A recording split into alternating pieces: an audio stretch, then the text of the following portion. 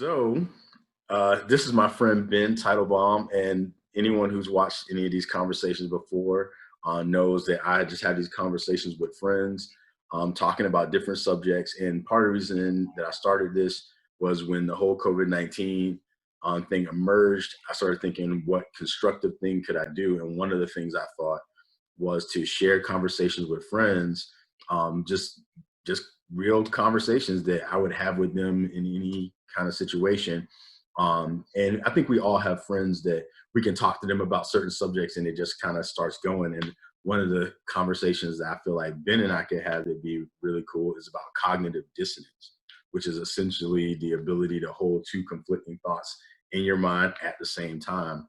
And he recently wrote a book called The War for Eternity, and about Steve Bannon and power brokers.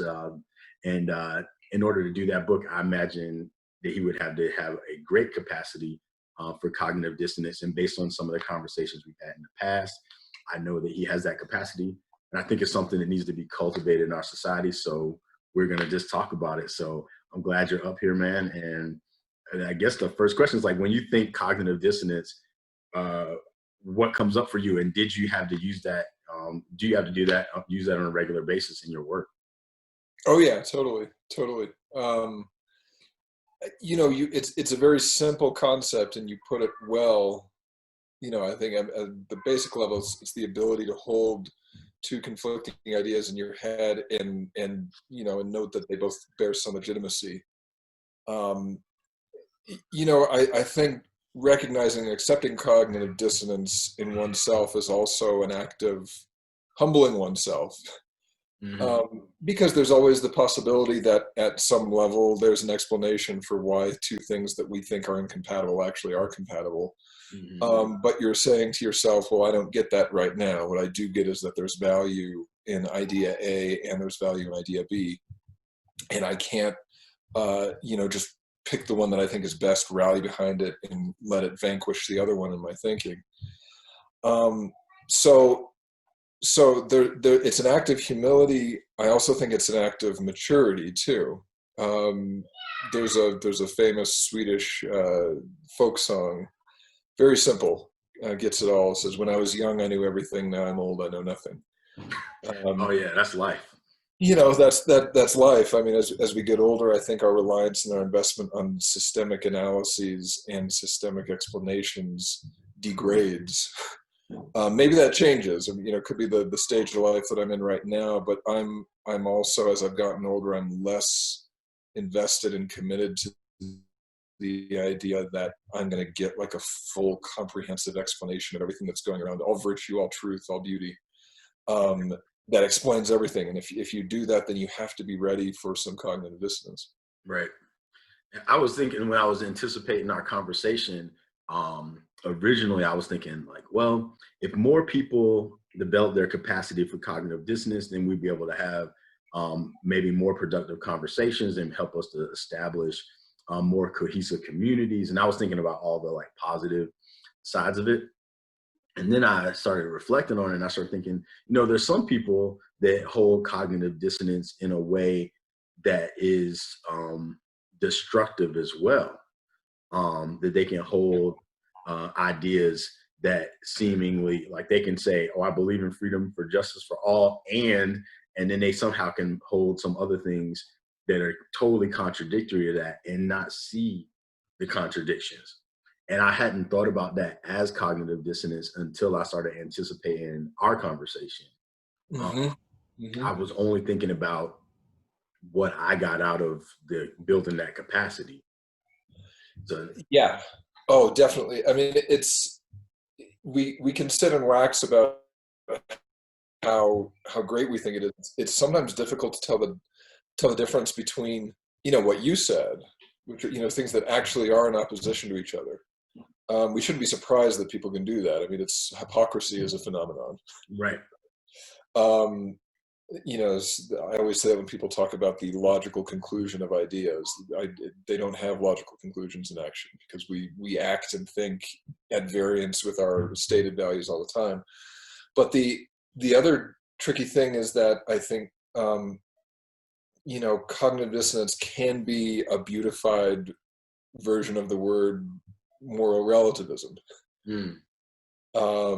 You know, the idea that we don't actually want to say that there is a better idea or program or a more virtuous way of looking at the world than another, Mm-hmm. and to simply excuse ourselves absolve ourselves the responsibility of ever passing judgment on any idea, Mm-hmm. and withdrawing into this world of cognitive dissonance. It's very hard. I don't have like a 5-cent explanation for when somebody is crossing the line from just being a sort of sappy moral relativist into being the sort of person who is willing to keep a lot of these and is poised to keep a lot of ideas in their head at the same time. Yeah, I mean, I would imagine that it's tough, um, because like in your role, especially most recently as a writer, having to have all these different conversations with different people, and then being in a community that, to some degree, is probably can't fathom how you can have the conversations that you can have, Yeah.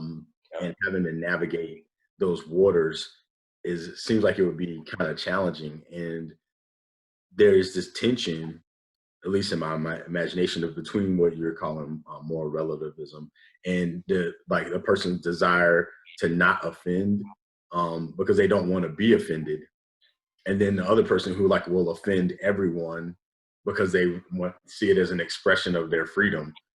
and Yes. and the tension that exists there seems tough. Absolutely. Absolutely. I've been kind of, we each have jobs, Pedro, that bring us into contact with a wide range of people, and Right. I'm different from you in that I don't serve like a wide community, but when I'm doing my work, I spend a long period of time hopefully interviewing, interacting, living with sometimes people who I could really come into a lot of conflict with. And the goal is to maintain a certain equilibrium, Hmm. a certain social stability among everybody. And yeah, that it's hard too. There's an incentive there to just not pass judgment or take a stand on anything. Yeah. Right? That's the way that you don't want to offend anybody.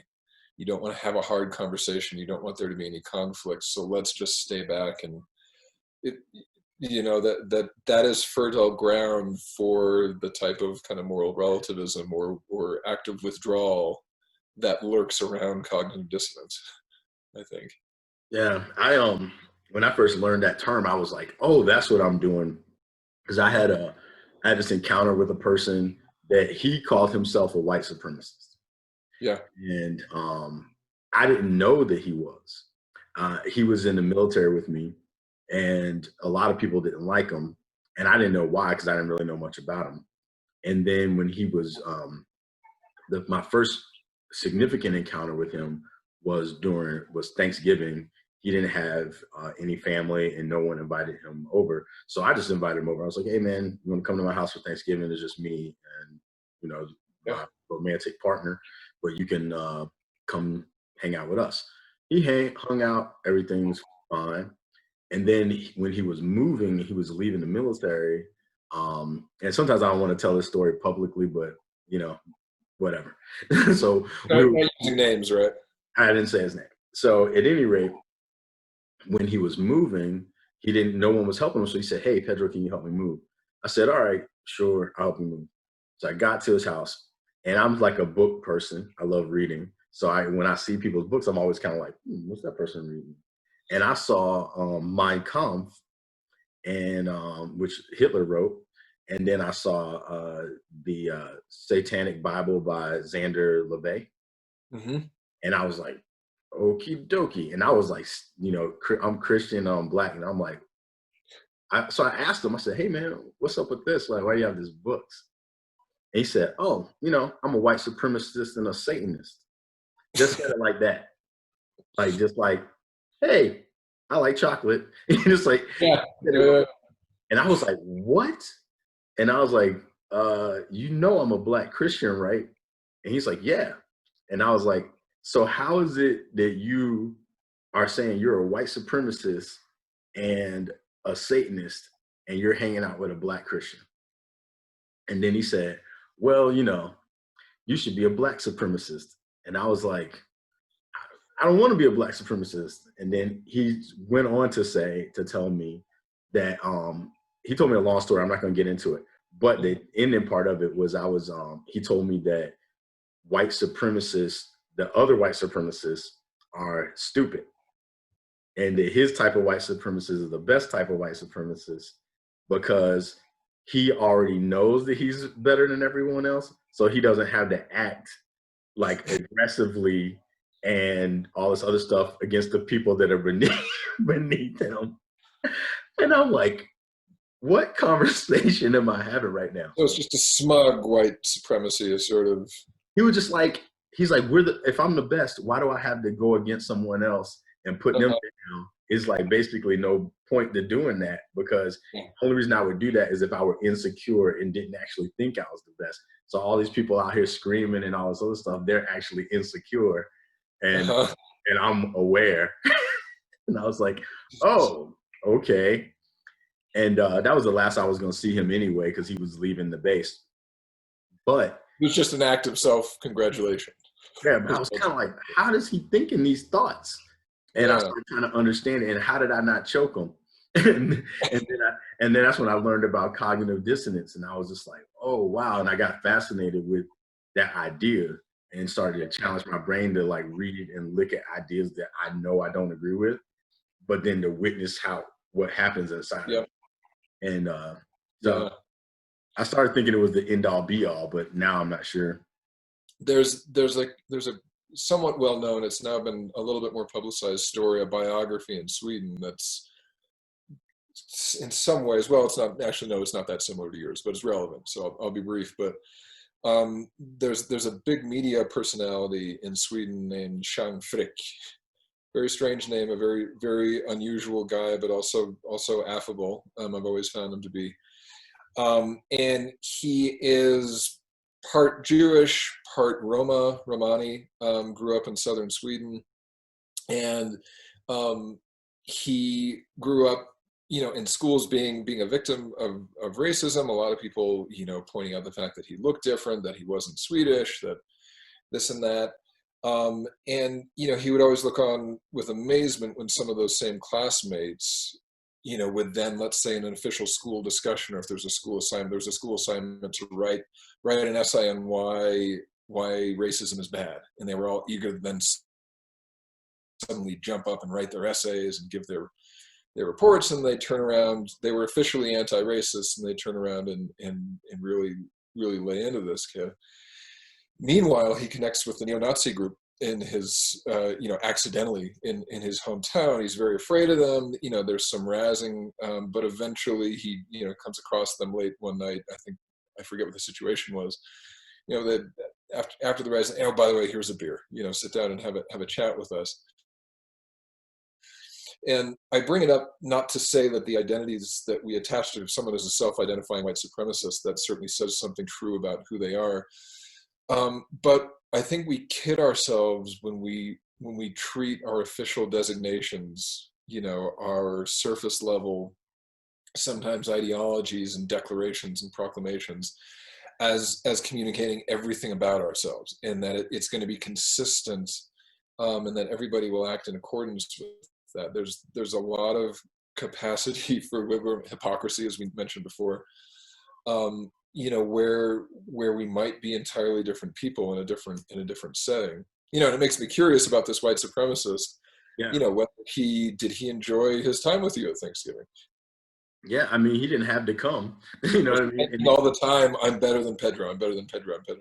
Yeah.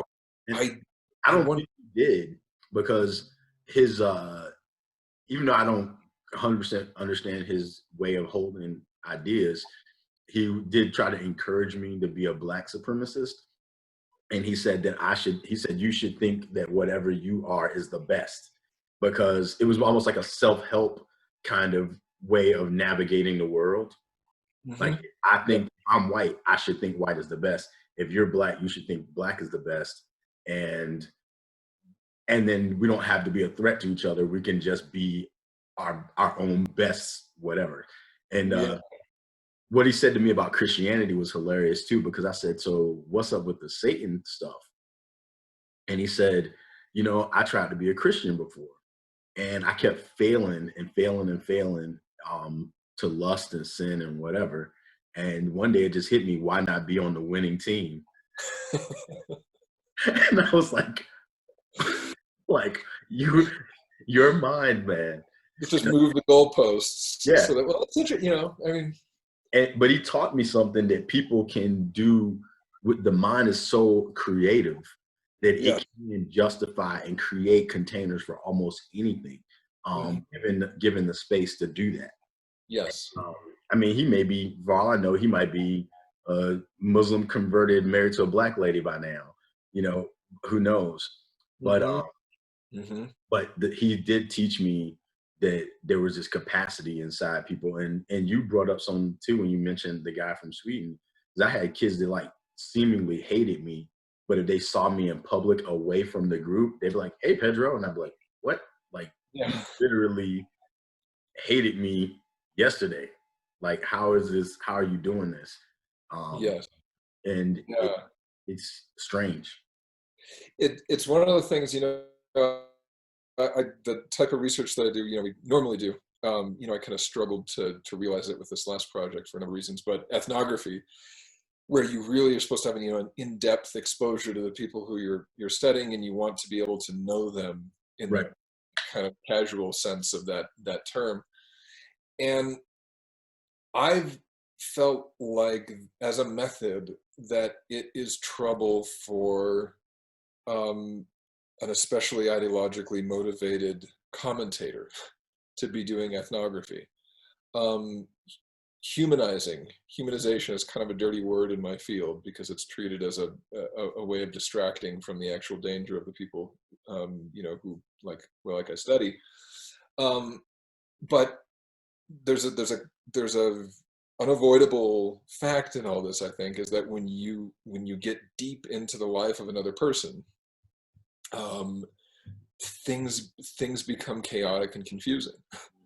You know, maybe there's a deeper level of order underneath that, but I often, to my students, I compare it to like going up to an impressionist painting. You know, you stand far back and you see the lilies and everything, you see a clear and coherent image. The closer you get, it disintegrates into a mess of brushstrokes that, you know, that look quite different. And you know, it's really rare in my case to see a person, even though I know my professional life or my personal life, that if you get to know them really well, that there's just pure consistency and intelligibility throughout it all. And what do you do with that? And what's the true person? Is the you know, the friends who, or the, you know, classmates that you had who are entirely different one-on-one with you versus in front of their friends? You know, who's to say which is the true authentic version of themselves, and where are they headed? What trajectory are all these sides of themselves on? Yeah. You know, where I come down on that is, you know, where I take a stand is that I do not want to align with any political vision or cause that is threatened by that. You know, I don't want to find myself in a position where someone comes to me with a more correct, complete account of who a person is, and that bothers me to hear it. That I'm too attached to them being one thing and threatened by the notion that they would be more. Then all of a sudden, then I'm ready to. Then it's not cognitive dissonance. I think that's bad. Right. You know, I think, you know, there's a certain inherent cognitive dissonance to knowing a person, to observing a person. So I would be, rarely say I would be remiss, but I'm going to say those words anyway. If I didn't bring up the case with George Floyd that's happening, like, you know, yeah, and the, it's been, I'm being just honest, like it's been keeping me up at night. Like I've been having like hard time sleeping. I've been thinking about friends. I've been thinking about past experiences I've had. And I let myself like watch like the whole video, like the long version of it. And I like watched him, you know, begging. I watched him calling for his mother. I watched like what looked like, urine running down the street from the police car down to where it was, and watching this guy pretty much die. Yeah. And after the day before preaching about radical forgiveness, and challenging people to forgive as Christ forgave. And then I saw that the next day. And I've been doing a lot of work inside of myself that I don't think I would be able to even begin to do without the idea of cognitive dissonance, to some degree. Mm-hmm. But then there's this sense that I'm feeling right now, which, in a couple of days, I'll probably be in a different place. But right now, where like, is the idea of forgiveness that I'm trying to hold while also witnessing something that's enraging. How responsible is that, and how healthy is that for me as an individual? Like, should I just not do that, but just be angry, which I am, Mm-hmm. just be hurt, which I am, Mm-hmm. or should I continue to hold this other idea that of this radical forgiveness that I espouse, and also questioning. I'm not questioning it in the long term because I have enough work that I've done on myself that I know where my center is. But in the moment, questioning whether the people who encourage peace and justice in a certain way, and forgiveness in a certain way, if me and people like me are doing too much of their work for them by Mm-hmm. trying to hold this in a certain way, as opposed to just being like, hey, I'm not really meaning this, but just like, for example, if I would say, I don't want to talk to white people today, or something like that, Yeah. or for Yeah. me, just not talking at all in this Sure. Sure. context, or which, because I know that some people, like, yeah, I don't know, it's a confusing space that I'm like trying to hold. Yeah. Yeah. I mean, it's difficult in the thick of it too when this is Mhm. so fresh, Yeah. right? I mean, of course, this is going on a lot though, but Yeah, and humanizing the cop, had his knee on his neck, is like, is there a way to, like, if I said everyone's God's child, you know, who's everyone, huh? you know, and Yeah. Well, I mean, everyone is everyone though, exactly. right? And you hear people.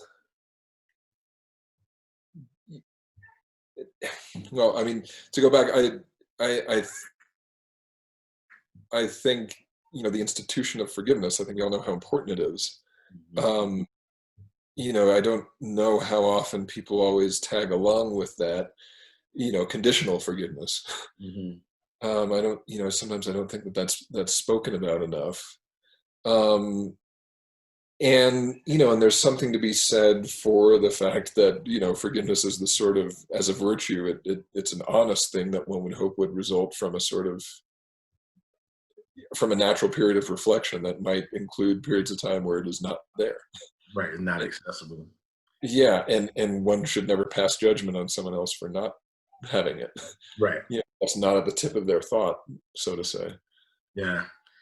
Yeah, and I've been wrestling with it, and I didn't want to put too much weight on this conversation to solve anything for me with it, but I did, in thinking like, oh, maybe when I talk to Ben about cognitive dissonance, sometimes when you're in a conversation, you just like, something wakes up, and it's Yeah, like, oh, that's a way of thinking of it. yeah, That's why yeah, I engage with people of all walks of life, because I know that I'll be limited if I only use my own lens and my own experience. So I try yeah, to find it. yes. Yeah. So Yeah, I'm well. I mean, it's hard. It would be very hard, and I think insensitive for me to say to someone who just told me that you're feeling the way you are. mhm, Um, Pedro, that cop kneeling on the guy's neck is a child of God, right, right? And is deserving of full forgiveness. right. Um, I mean, that I will say, I think that it's a much more situational question, though. I see in the grand scheme of things so much value for the institution, Right. but but it's a question of time. I mean, Right. that's a hard pill to swallow right now in the thick of all this. Right. Yeah, because I didn't even like share the sermon with, I mean, besides the people who saw it on Sunday before we knew that this was happening. And I was like, oh, maybe I'll share this. And then that thing happened. I was like, I can't share this right now. Yeah, I yeah, think this is just too soon. And the reason why I even would have been talking and focusing on forgiveness is because of the pandemic, and thinking, oh, like when this pandemic is over and we look back at the way we've been treating each other, and like the mask versus the not mask and all the things that we say, excuse me, we'll need to be able to forgive. And I'm hoping that some people will cultivate forgiveness preemptively right now so that yeah. they can move about the world in grace. But in this particular situation, I feel like, yeah, that's like a lot to ask of folks. Yeah, yeah. Well, it's tricky to know. I mean, when do you ask? Yeah. And I get concerned about the dynamic that takes shape in some of these cases, because you have the situation, which has provoked a lot of justifiable anger. You have a discourse of forgiveness that comes in perhaps a little quickly, and some people think unevenly. Right. Right, that people are asked to, expected to forgive, more quickly and more often than other people. And so then there becomes a sort of counter response to that, which maligns and kind of impugns forgiveness as a concept, Right. and mocks, in some cases, the concept, the instinct to show compassion, which I don't think that's good either. Right. And I'm very concerned about that becoming the prevailing response to something that I don't like, Right. which Yeah. is this unconditional, unreflective forgiveness, uneven and perhaps unjust or covert use of forgiveness. Yeah. Um, Yeah, it's tough, man. That's yeah, one of those things where it's like, yeah, and yeah. I know, like, when people hear um the name Steve Bannon, they Hmm.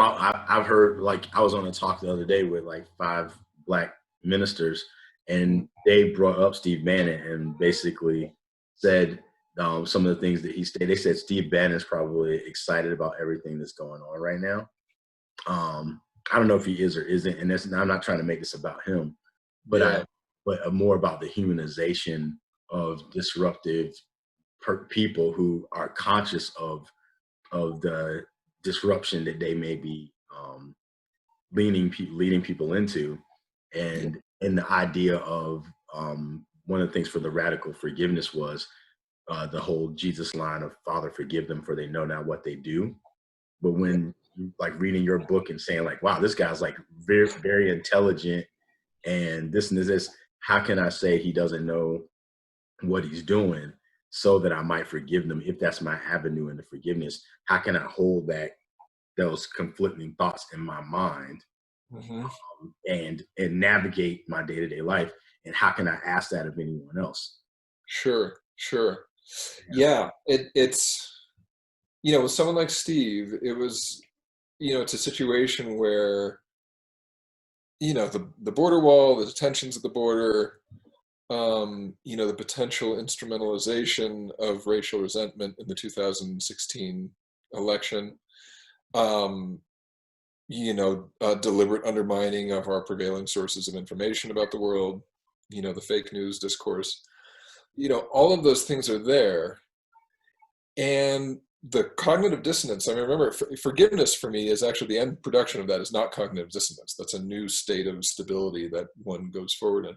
Mm. Is, is how do I, as a writer, kind of make all that clear to someone, as a thinker to myself, be upfront and honest with all that, while at the same time showing some other aspects of him. And is it even fair to, contextualize, to say, yes, there are all these things about him. By the way, this is fascinating. Something else about him. It's not, we're not just hammering on the depravity of the man. It's a controversial thing. It's something that upsets people for understandable reasons, and I think disturbs and concerns them in a certain sense as well.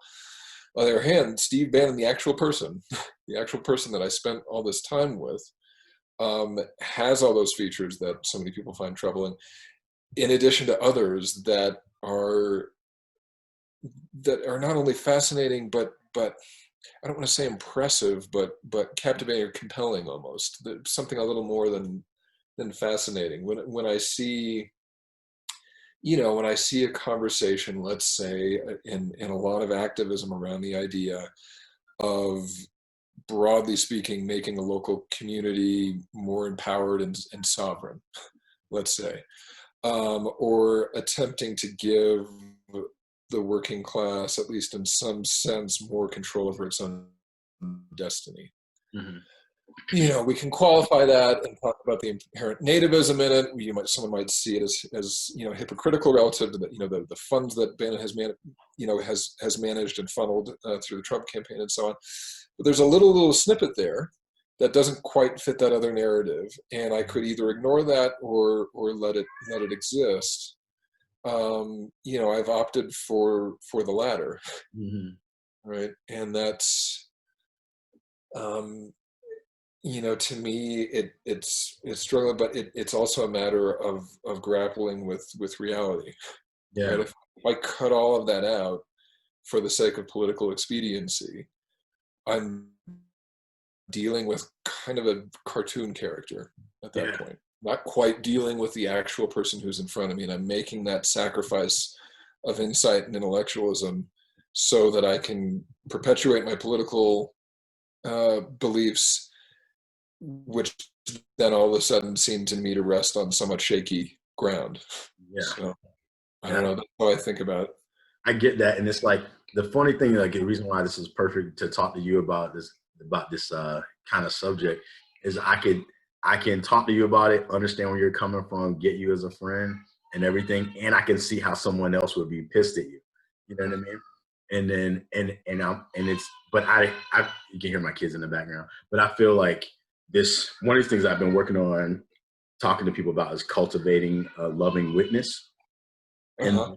the loving witness sees things in their full dimensions, but is able to like kind of rise above it and witness it so that they can say like, I see this and I see this, and I'm not encased in these thoughts or cased in these thoughts, but I'm the consciousness that is able to witness these thoughts. And I'm Uh-huh. able to, spend time to use it in a linear way in these thoughts, and then to choose or to recreate or whatever. And that's the invitation I'm trying to help people consider. But a lot of people, I don't know if it hasn't been taught, it hasn't been cultivated. I'm not sure. And before we wrap up, I brought up Daryl Davis to you. That's like a black guy that hangs out with not Nazis, but Ku Klux Klan, and how Yeah. like some people get or like honor him and go, wow, man, this guy's got some big cojones if he's gonna go to like a KKK rally, and he's become legit friends with. He's like the godfather of the former Grand Wizard's grandkid, Yeah. and became friends with this guy. And so some people are like, wow, that's amazing, especially like some white people. And so like, but then there's some black people that are like, what? Like, you're gonna use your mind and your ability and stuff like that to hang out with this type of person and get to know this type of person. You should be doing this other thing. And Uh-huh. Davis, from one encounter I saw on television, wasn't they weren't able to connect. He was able to connect better with the KKK people that left the KKK because of their relationship with him than he was with young black people who he was trying to articulate to them in his mind why that's where to begin, to talk to the people and ask them, why do you hate me, and have a conversation and learn from it, um, Yes. which is it's interesting because I think that he embodies some energy that Steve Bannon embodies when I look at him, a capacity that I can't. Uh-huh. Well, there's certainly the energy. Although I'm fascinated by that last piece, Pedro, about this. I'm forgetting his name, and I'm embarrassed. I don't know the story that well, but that he would feel more comfortable, with the recent converts is something I identify with a lot. When you end up in that space, when you're in dialogue with people, when you're outside, when you've kind of renounced the team Mm-hmm. that you're supposed to be playing for in the cause, you do become homeless in a sense. Mm-hmm. Um, and I've felt in the past, there are times when I feel more comfortable talking politics with the right wing extremists who I study, and the sole reason for that is that at the very least they don't have any expectations or demands that they're going to put on me. Right. There's no cause that they're gonna insist that I line up for, and fault me or call me a heretic. If they assume that we don't agree on hardly anything. Um, and that's very important to me. It's especially, it's one thing to be told you need to support a certain political cause. It's quite another, and actually it's something I take deep offense to, if someone were to tell me, you may not spend time with someone, you may not show them affection, Mm-hmm. and especially as a scholar, you may not ask questions, or your curiosity may not go to this place. It's it's Right. it's a sort of assault on a fundamental integrity Wow. uh, of a human and a thinker to me. So yeah, I get that a lot. I really get it. The ease when you pull away from that space and into kind of the chaos and unpredictability of these relationships that cross boundaries. Yeah. Yeah. That's a good point. Um, I wonder. I don't really have like a agenda, which I don't like that word agenda anymore because people use it like Yeah, ways to be like, that's your agenda. I'm yeah, gonna ignore super tone. everything you say. Yeah, But imagining some people watching this, um, I would hope that they choose to wrestle with ideas. I think that that's the main thing that I like try to get people to do, or I shouldn't get them to try to get them to do it, but invite them to, is to wrestle with ideas because I think that when we encapsulate people in like certain, I mean, there's some people that's are real jerks. I'm not gonna act like they're not, yeah, and they don't know another way to be. But I have experienced that when a person can hold a certain amount of energy, that it will enable sometimes people to walk through that door. I I I'm gonna tell this one little story too, like real quick. yeah, I had a guy, my dad. I shared it with people before anyway, but my dad lived in Mississippi, and I went to visit him in the summer, and he told me I should go hang out with this like white girl and her friends. And I said, I don't want to because I came from Virginia and I'm here in Mississippi. And I said, Dad, I don't want to, man. I don't feel comfortable here with white women by myself in Mississippi. yeah, And he was like, oh, don't be ridiculous. My dad's like not American. And yeah. and he was just go. And I was like, all right. So I went and they took me to this town where black people shall not go. And I said, what in the world? My dad is going to get me killed. And they picked up these boys that they were going to see. And they didn't really want me with them either. They were just like doing their mom a favor and doing my dad a favor. So we go into this trailer park and I'm like, I'm dead today. And the guy gets in the car and he sees me and his face looks like, what in the world is this doing in here? And he literally like, I was just sitting looking straight ahead and he put his eyes straight to the side of my head and was like, I hate N words. And I was like looked over like that. And I was thinking to myself, like, Yeah. well, I'm not in any predicament. I mean, any situation where I can like defend myself in a car in a town where I'm not supposed to be. with this guy telling me this in my ear, but I'd already cultivated like presence of mind and like moved back and everything. So I started watching it, thinking about my options. And then I just said, "Do you mean black people?" And then he was like, "Yeah." And then I just like started asking him questions. And I said, "How many black people do you know?"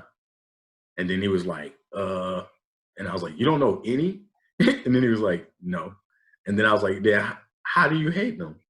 And then he said, "Well, my dad said." And then I was like, "How many people do your dad know?" "Well, one." "And he's friends with him?" "Well, yeah, but he's different than the rest." And we just it just kind of proceeded from there, asking Yeah. questions. So Yeah. the guy was just like, "Oh man, blah blah blah," and he ended up uh, like trying to be my buddy and giving me a beer even though I was underage, and uh, and I made it through the night. And I Yeah. was, wow, Yeah. okay. But if I wasn't able to hold that space and I just hit his statement that he made with "what you talking about," or something like that, it would have Yeah. been over. And it's not anything that I feel like, oh, well, look what I did. I'm like something, but it's just this capacity that can be cultivated. Um, and that's the invitation to cultivate that. And maybe some people will walk through that door of more expanded awareness, and then other people won't. Well, it goes back to what you were saying about wrestling, though, Pedro. I mean, I'm not sure that wrestling or these, those face-to-face encounters, I'm not sure that it advances a broad political cause. Oh no. Might be bad for it. Who knows? Um, and I'm not saying anything new or original, and in noting that that potential criticism of it, but I think it does a lot for thinking, for your intellectualism. I think it does a lot spiritually, and it's also if it is going to be a form of political activism, it's a form of political activism in a sphere, in a context and domain that you actually have a lot of capacity as an individual to change things and to also experience the effects of those changes immediately. So I think that's hugely important. It gets poo-pooed a lot, Yeah. unfortunately. Yeah. The significance of those interactions.